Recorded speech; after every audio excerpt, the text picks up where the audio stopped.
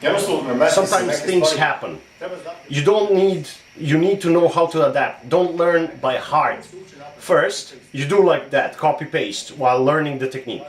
You improve your skill, your motoric ability to a higher level. But that's not the end. The top is innovation and adaptation. Technique without technique.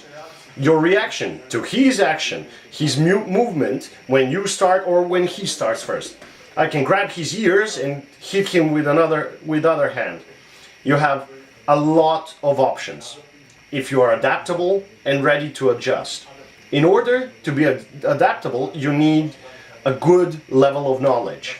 You need good training process and good way to train techniques.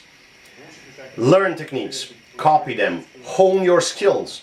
Then you need a great way to what you have learned and skills that you set pretty high, get all this to even higher level with a certain way of training. We will look into this in one of the next courses. We do this by focusing on discovery drills and by having fighting games.